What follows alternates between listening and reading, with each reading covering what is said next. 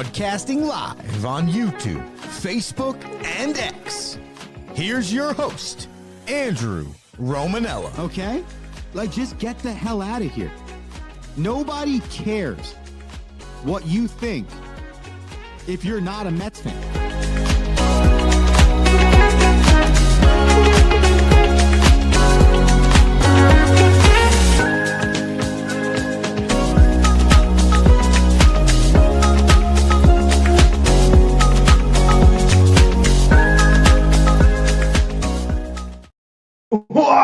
What's going on, everybody? Welcome in to another edition of the Rome Show, broadcasting live on YouTube, Twitter, X, Instagram, and Facebook. I apologize for the delay.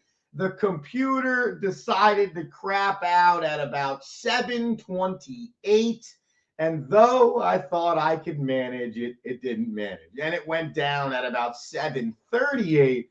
So we were able to reboot the entire system and back on air before we lost our chance to talk to our favorite hockey breakdowner, the one, the only, Rocky Romanella.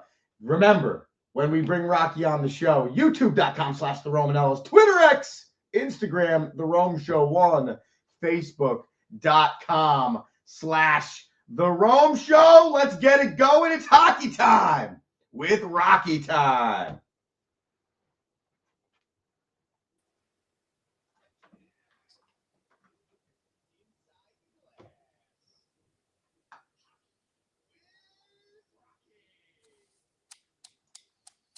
Yeah, lighting the lamp here on a Thursday morning. How we doing? I'm doing fantastic. How you doing today? I'm doing great. I'm back in my natural environment, so Yeah. hopefully you're more comfortable with me. Yeah, it doesn't Yes. look like you're being held hostage in a cave. That's exciting. That's With a television behind. definitely exciting. Our two favorites on the East and the West have both punched their tickets to the conference finals as of this morning. Oh, yeah. And I think they are combined 16-2 here through the first two rounds of the playoffs. They are dominating their opponents. I just don't see how, especially after Colorado wins that game last night, being down 3-0 after the first period in Minnesota. I'm like, I just don't see how we're not on a crash course for Colorado versus Carolina. And by the way, Rocky, I could probably write down now it's going to be a 7-game series. That's what it feels like. It does. It definitely feels. I mean, they're obviously the two best teams, in the Stanley Cup playoffs. It's, last night a buddy was like, "Oh, you think the Avalanche can come back after the first period?" I was like, "There's two things. One, anytime a team goes up early in the first, I'm always just like waiting. I'm just watching, like, what's the indicator that this team's making a comeback." For the Avalanche last night, it was just their dominant first 10 minutes of the second period. I mean, they absolutely dominated the second. And then the second thing is like, people got to remember about the Avs is the core leadership group: McKinnon, Landeskog, McCart. This is your Stanley Cup winning core leadership group from 3 years ago. Been there. And if you thought the Gabriel Landeskog comeback story finished last year with his return into the playoffs for what 4 games, you're quite wrong, because if this guy leads them back to the Stanley Cup, where it's his first full season back from that 2.5 year, 3 year long injury, I mean, that's an even better story than what we've already seen. Yeah, that's the full ending of the story. If he can get them into the Stanley Cup is its own thing, and then to win it would be another. Yeah, no doubt. And like, listen, Minnesota, great team. A really, really great season. Fun to watch, easy to cheer for. There's just levels to this, and Avalanche are on a different level. No, absolutely. And I think the same goes for Carolina and whoever they're going to face, whether it's Buffalo or Montreal. I think that fate's going to be interesting. Listen, the Vegas loves to lose games, but I do like, I mean, listen, it'd be interesting. Listen, Anaheim could easily win tonight. That can easily go 7. I think everyone expects Buffalo and Montreal to go 7. Yep. So it'll just be interesting to see what the teams remaining bring to the Avs and to Carolina. And listen, 12 days off for Carolina, like ain't great, but also they've only played 8 games, and if I play Montreal, they have played 14 games already. Wow, that's a lot. And if I But like, play, you know, let me ask you this question though, because I feel like this is a common discussion when it comes to your team in the postseason. I was talking to a few people yesterday about the Knicks and how it's like, oh man, this could be the Knicks' best chance to win a championship in a really long time. And then the next thing out of somebody's mouth is, yeah, but I don't like that they swept the 76ers because now they're off for this amount of time. And in my mind, I'm like, the Pistons and the Cavs are in a right hook, left hook battle. They just went to overtime yesterday. Can't that only benefit you? Or is there truly something to it, where it's like, we haven't played in 5, 6 days? Man, I wish you could have gotten a game in there. with how physical the playoffs are and how long the season is, especially, by the way, especially in the NBA, where they're like 65-game season, not one person making over $25 million plays even close to 70 games, let alone 82. It's not even a discussion in the NBA. Yeah. Not even a discussion. Not All safe you for do is skip games. And you're gonna say you don't want the break? Forget about it. Not even a discussion. And at the end of the day, if you're gonna tell me that because I'm not playing games in the most physical environment out there from a hockey standpoint, that I'm gonna be at a disadvantage, then you don't deserve to be in the Stanley Cup final anyway. And wouldn't it be the same? I mean, what? Colorado played one more game than the Hurricanes have. That's it. Yeah, two more. I think 2 more games. So when it comes down to it, it's this. The series on both sides are going to be the same. A team that's had a break facing a team that went 6 or 7 games in a tough series, and then can either the Canadians or the Sabres or the Ducks or the Vegas Golden Knights even put up a fight enough to make that conference finals a series? I just don't see any of those teams having. Yeah, I think what you're I think the seeing. Knights have the best chance. That's just my opinion. Listen, on paper, I agree. I think the Knights do have the best chance. I mean, the problem with Anaheim is that Anaheim and Montreal to me are similar. They're just playing different opponents where they've built out a really, really good core. They're on schedule for their retools, like they're in great spots. But like what we saw from the Canadians and what you're seeing from Anaheim is very similar. It's like they just don't have that closing ability, right? To really bury someone and eliminate them, from contention.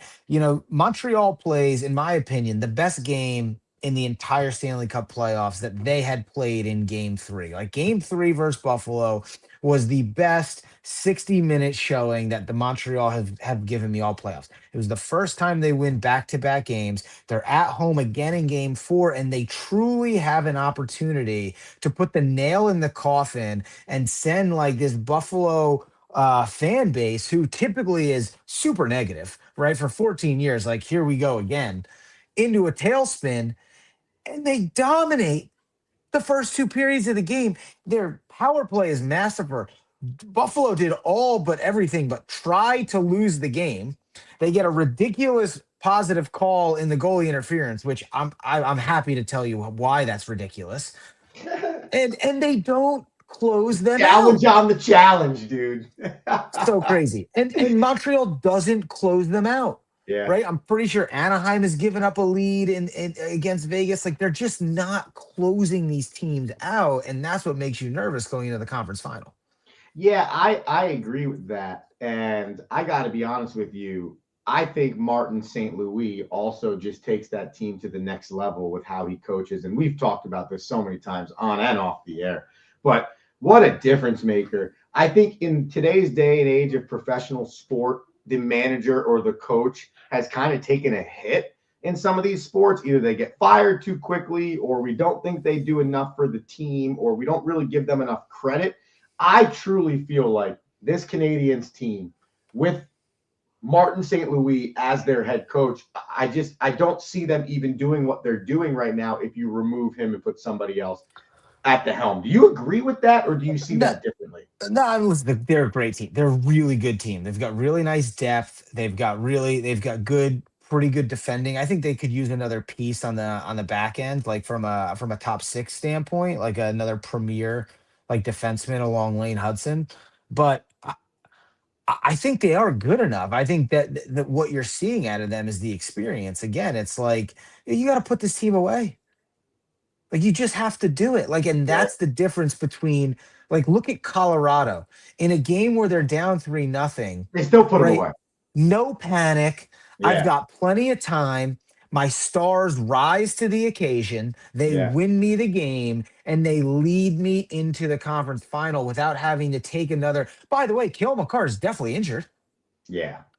His shoulder's he's definitely injured. But think about what they had. Think about how positive that is. Like you're begging Anaheim to win tonight so that Yeah. they go 7. I got another off day for Kale McCarr to get Correct. healthy. Look at what an advantage that is. Yeah, no, you're 100% correct. By the way, in the 2024-2025 postseason, the Canadians lost in 5 games to Tampa Bay Lightning.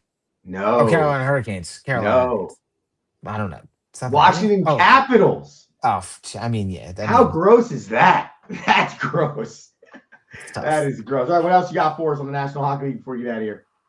Craig Brewery fired in Toronto, which just doesn't make, like what Toronto sucks. Like Toronto's just a mess. Toronto's I hope they Toronto. implode. I hope they sell Austin Matthews. I hope they sell everyone. I hope they just go back to being like whatever they are doing, they suck. Like Austin between Matthews them, and Madison Square between Garden would be electric. between Toronto and Edmonton, it's like the old hockey guard is just being embarrassed at this And they're point. just Like they need blowing 2 of the best players in the oh league. god, they're just their Canadian hockey like prowess or like whatever their ego is just they're awful. Yeah. They're awful. I love it.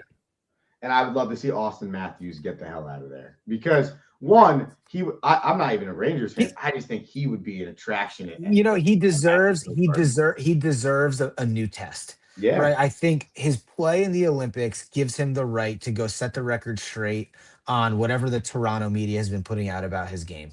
And you know what? He deserves to go play for a team like Colorado, where like it's like, you know what? Can we get this guy like a team that we know is gonna like win and compete? Because like forget it. Exactly. God, Let him put a team on his back and show him how good he is. Connor McDavid did it for 2 straight years with Edmonton. And though he doesn't win the Stanley Cup, he wins the MVP. And then, by the way, we all look at his career 30 times differently, even if he never gets that cup. No doubt. And then my final thing for you today is goalie interference. And you got to talk about it because it's a major piece. And by the way, you get the puck luck bounce in the second off the Tage goal off the glass, which tells you that it shouldn't have been goalie interference. I think I saw that in my men's league roller hockey game the other day. How can a play that is originally determined a save have interference? Correct. And then also, wasn't it a goal? Wasn't it a save? Puck. Wasn't it a save? Then it was a goal. Then it wasn't a goal. Then it was interference. It was originally a save. Okay. So the play continues. Okay. Call down. No, that's a goal because the puck crosses the line the goal. Then they challenge for goalie interference. But the puck didn't go directly into net. So if he's able to get in position to catch the puck, how is it still and only by way of sheer force do you count it a goal? Yeah. What are we interfering with? Yeah, no, that's a really good point. So here's my vantage point of this. I'm cooking food. So I come around the corner and I see the initial challenge. And they're like, I think this is going to be a goal here. I don't know. This is taking a long time, but it wasn't called a goal on the ice, whatever. Then they called a goal. I'm like, oh, wow, 2-0 Buffalo. This is a different game. This is crazy or whatever it was, whatever the score was. And then 10 seconds later, I finished flipping my eggs or whatever. And or whatever I was cooking, I come back around. I'm like, I'm confused. It's 1-0 and we're back to play. What happened here? And they're like, what a great challenge there to make sure to see if it was goalie interference. I'm like, we took 30 minutes to eventually get to the point where now Buffalo's got a guy in the penalty box. How does that? And the thing I would say, Rock, is how do the rules even allow that? I feel like that's why I keep saying a challenge on a challenge. Like, how can you challenge a successfully overturned challenge? Like, that also doesn't make any sense to me. It's wild. I think it's the letter of the law thing where like my first review is did the puck cross the line?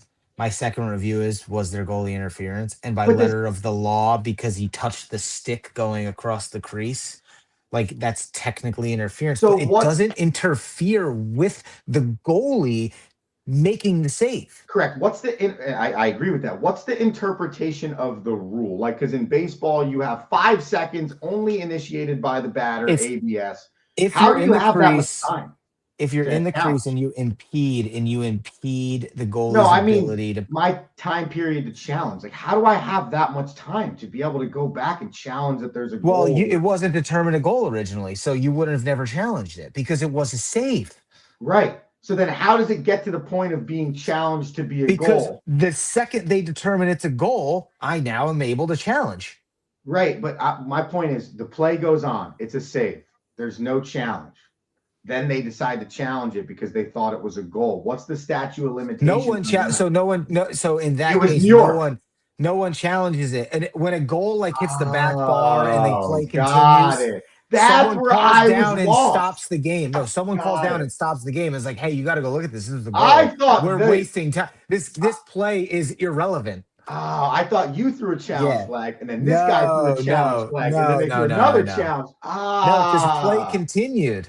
okay. So now, if I legally as the coach allowed to though, like let's say New York doesn't You call down. can't challenge a non-scoring play. That's Someone what I'm has, asking. yeah, That's wild. yeah, because play continued. Because you know how in the NFL if they don't call the fumble on the field, but then they see the recovery after it's challenged, and they show that Rocky's team got it, so that you get the fumble. It's more like it wasn't a scoring play, so I can't challenge that it was a touchdown, even though if I get it right, that was a scoring play, which is wild. Wild. To me. This is more because in most cases, the play literally there is no whistle. Yeah. Okay. So like now in this case it was a save, so it's a little bit unique. Yeah. But like if it's a goal, the rule is like no, you have to let the refs know because you can't physically go. You're not going to look at a replay unless you call it a goal. Right. That's exactly right. Like if Martin St. Louis doesn't get to look and see that might be an interference if they don't. Exactly. Oh, I missed that the entire time. That makes so much more sense. I'm like, you can challenge challenges. I would challenge every challenge if I was a coach then. Exactly. I've got to go get these kids on the bus. Meg wanted to say, quack, quack. She's rooting for the Ducks. And then obviously you, apparently. Yeah, listen, I'm a fan of the Ducks, but I chose the Vegas Golden Knights to win this series. So I am going to lean on to that. Wow. I like being right. Could it be a shift back to Meg liking Andrew now over Rocky? We'll find out. Just don't talk bad on Sidney Crosby on your way to the school bus. All right. I'll do my best. Rocky Romanella, thank you for your time, sir. Listen, I know we haven't talked about it, but the NASCAR season is pretty good, and I have been paying attention. So FYI, we'll get there in a sec. That'll be the rundown after NHL playoffs. All right. After someone hosts the Stanley Cup, then we will get into the NASCAR season. Have a good day, everyone. I love it. Thank you, sir. Rocky Romanella joins us once a week to discuss the National Hockey League. And at this moment in time, he's here to discuss the Stanley Cup playoffs. I'm here to discuss something with you, and that something is called Fig Tree Golf. You need to head to figtreegolf.com and get the promo code going. That's Andrew Romanella, and that gives you 15% off all your gear at checkout. I was playing golf yesterday, shot an 84. Pretty proud of it because the front nine was not too electric, but the back nine was very much more electric. And I had my light green and blue Fig Tree Golf polo on, and I got to be honest with the people, it was awesome. I finished birdie par in this round. So if you want to finish birdie par,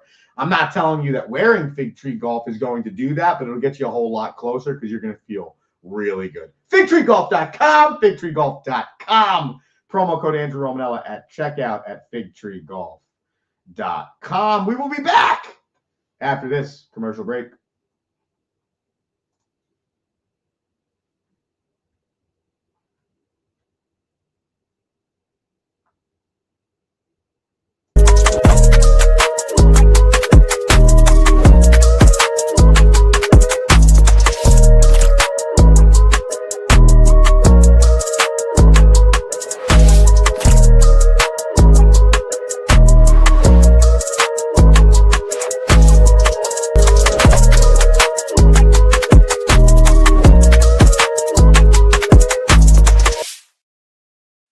What is one thing every great leader has in common? They challenge their people to not stop at the first right answer. Tighten the Lug Nuts is a leadership book that will teach you how to move past the first right answer with entertaining and detailed examples founded in real-world concepts and experiences. Accelerate towards your professional goals with Tighten the Lug Nuts, one of the best leadership books available.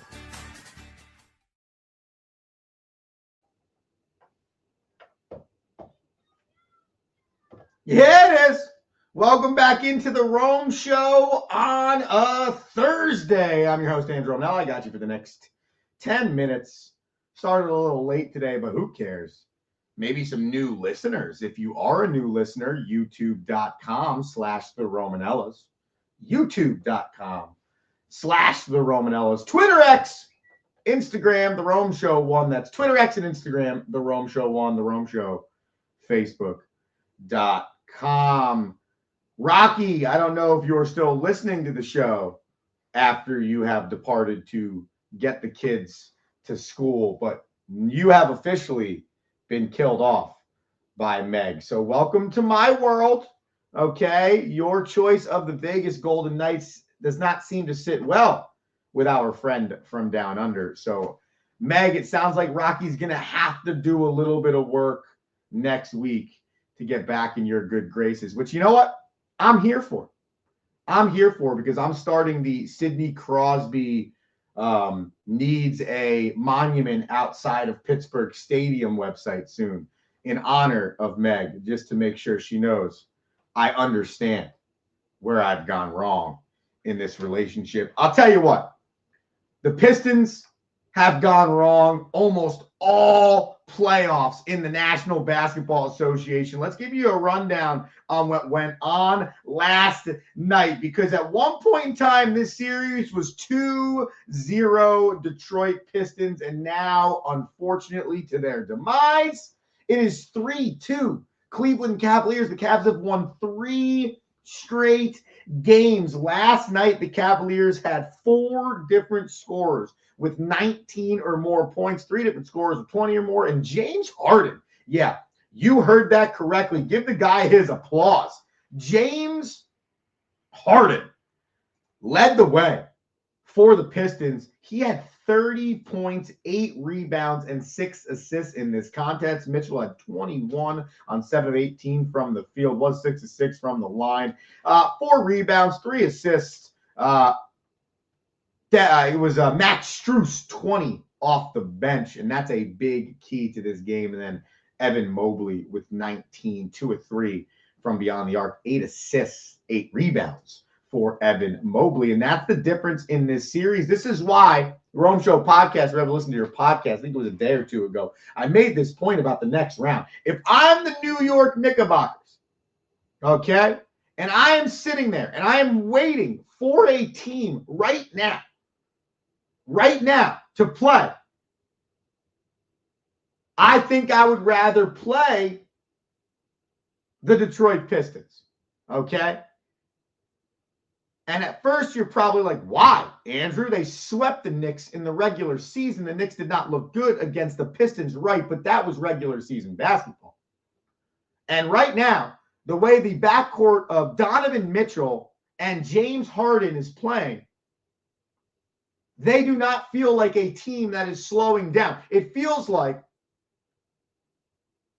maybe game 6, game 7 of their first series, they kind of started to wake up like, oh, damn, this is why we made this trade. Oh, damn, this team can be really good. And then 2 games down to Detroit, going back home to Cleveland, James Harden has the, in my opinion, okay, because I think his playoff career has been so porous, I think he had one of the best games of his career. He shot 57% from the field. He racked in 19 points, had 7 assists, was big down the stretch, and kept the Cavs season alive. And that, to me, was another light bulb moment for this team and for James Harden, who in this series is averaging 21 points, 7 assists, and 5 rebounds, shooting 39% from the field and 32% from three-point land. Arguably one of the best series he's ever played in his career. Arguably some of the best postseason basketball he has ever played in his career. Game 7 in the first round, he had 18 points, 6 rebounds, 3 assists. That doesn't happen often for a James Harden. And that light bulb went off in game number 3. Now they've rattled off 3 straight victories, scoring 116, 112, and 117. And proving the issue that has been there the entire year for the Detroit Pistons is it is Cade Cunningham, and then it is everybody else. Because right now you're seeing players number 4 through 9 on the Cleveland Cavaliers outplay players number 4 through 9 on the Detroit Pistons. On top of that, if you have a Donovan Mitchell that can go toe-to-toe with a Cade Cunningham, but you also have a James Harden that can go toe-to-toe with a Cade Cunningham. If nobody else can step up on the Detroit Pistons, who are you beating? So to go back to my original point, if you're the Knicks, you're like, all right, we need the Pistons to somehow find a way to win this series. Because the same Cleveland Cavaliers team that you might have played for the first 82 games of the year in the regular season, I don't think looks the same right now. The definition of the postseason, it's a completely different season. Everyone starts 0-0. Well, I've got to be honest with you. The Cavs feel like they're just getting better. Like the first round was the end of the regular season for them. This second round is the start of the postseason, and they have even better basketball in their system. And when you have dudes like Max Strus coming off the bench and scoring 20 and 21 minutes, you have guys like Evan Mobley putting up 19. That, to me, the depth in scoring, the ability to have 30 points come off the bench every single night, to know that James Harden doesn't have to be the leading scorer, to know that Donovan Mitchell doesn't have to be the leading scorer. That, to me, is a dangerous recipe in the postseason for a basketball team. Now, at the end of the day, it don't freaking matter. Okay? Both teams have their flaws, and both teams, though, are really good. The Knicks ultimately probably don't want to see the Pistons. But my point in this is watching the last 3 games from the Cavaliers and watching the poorest play from the Pistons all playoffs. This is a number 1 seed that has 6 losses in the postseason. Currently, right now, the record for the Detroit Pistons is 6-6. They're the 1 seed. That's inexcusable. They lost 3 games to the Orlando Magic. They were down 3-1 in the first series. They had a 2-0 series lead. That is unacceptable for a 1 seed. However, they're a young 1 seed. We knew this. We knew that though they were the 1 seed, this might not be their time. It might not be their time to arrive. And that is now what you have seen and what you are seeing from Detroit. Do they have the depths of their bag to come back from this? I mean, they can. Again, you're not the number 1 seed over an 82-game regular season if you're not uber talented.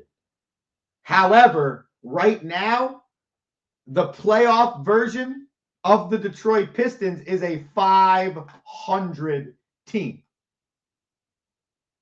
And it is looking like the Cleveland Cavaliers and the New York Knicks could be meeting on a crash course for the Eastern Conference Finals. The Spurs, they're going to look out to close out the Timberwolves. You have both of those game 6s happening tomorrow night. So there's no NBA playoff games tonight. And then you'll get game 6, Detroit versus Cleveland in Cleveland, 7 o'clock, Prime Video Friday. And then you'll get subsequently right after that, Spurs in Minnesota. Game 6 looking to close out that series, 9:30 roughly or so on Prime Video. That is where it stands in the National Basketball Association. My guy Brian Tompkins writes in, Knicks OKC final. Tompkins, I agree with you, okay, because I think the way the Knicks are playing basketball now, okay, is better than any team remaining. I think the Spurs are so young that they're giving the Timberwolves a chance, and the Timberwolves have played enough playoff basketball with Ant-Man that it makes sense that they could still potentially win this series, but it makes so much sense that they're the team giving the Spurs the most fits. But you're going to have Spurs, OKC on the Western Conference side, and as I just ranted about, believe you're going to have Cavs versus Knicks on the Eastern Conference side. Of those 4 remaining teams, it's clear and obvious Oklahoma City is the best team, but the way the Knicks are playing right now, I think they could be the second best team remaining. And the way the Knicks are playing right now, I don't see why, if you're a Knicks fan, you don't sit there and say, man, we might be in the finals. We might be back, baby. There might be NBA Finals basketball at Madison Square Garden again for the first time in 2+ decades. But I agree, Tompkins. I got Knicks. Okay, see Meg back in here. She said Knicks versus Supersonics, you mean? That is electric. Oh, hey, listen. Basketball coming back to Seattle very soon. By the way, the PGA Championship gets started today, and Jordan Spieth has a chance to become a Grand Slam winner. Okay, there's 4 people that have won every single major. Rory McIlroy completed it last year at the Masters. Jordan Spieth has the chance to do it this year at the PGA Championship. However, he is 59-1 odds to win this tournament. If you're wondering where you should be putting your bananas for the PGA Championship, Scotty Scheffler has the best odds to win this thing at plus 385. Then you got the aforementioned Rory McIlroy at plus 900. John Rahm at 1,400. Cam Young nearly 1,500. Bryson DeChambeau 1,900 or 19-1. Here's the deal. Okay, there's a lot of players that are in this tournament, I think, that have a chance at this thing. Don't sleep on Chris Gotterup either. Him, much like Cam Young, has 2 victories this year. You can get Gotterup at about 4,500. Matt Fitzpatrick has been playing some really good golf this year. He's another one. If you remember my Masters picks, I took a 3-pack of players. Matt Fitzpatrick was in that pick. I just like the way his game has been going, especially this year. My final 2, Fitzpatrick's 2,200, by the way, would be Brooks Koepka, okay, at 4,000 odds. Koepka has finished 13th or 14th in like 3 of his last 5 tournaments or something like that, and is just trending and trending and trending in his first year back on the tour. As could he get back to that form? And by the way, has won this tournament multiple times in the past. So those are my few and far between. I want to take Chris Gotterup or Brooks Koepka as my picks to win this thing. Whether you want to call those long shots or not does not matter to me. Tompkins is on it today. God, that fires me up. If you want to write in just like Brian, Twitter X, The Rome Show 1, and also youtube.com/The Romanella. Tompkins says DeChambeau thumbs down. All right. Yeah, I would agree with that. Didn't even make the cut at the Masters. I just feel like he's a little off with his game. I don't want to botch this. Bo Nanono writes in. Ben Griffin. Ooh, I like that pick. And he's got him at 4,600. I think that's a good one. I think that's the most fun about golf. There's so many opportunities. There's so many people coming into a tournament that got a chance. And a tournament can go so many different ways. I like the Ben Griffin call as well, having a pretty good season. So as you can see, all right, there's a lot of opportunity here, but the PGA Championship currently being played. Enjoy. All right, people, have a good rest of your day. I appreciate you tuning in. Man, I love the Rome Show when the people are jumping in and out. Tompkins, thank you. Meg, thank you. Everybody, have a great Thursday. We're back tomorrow.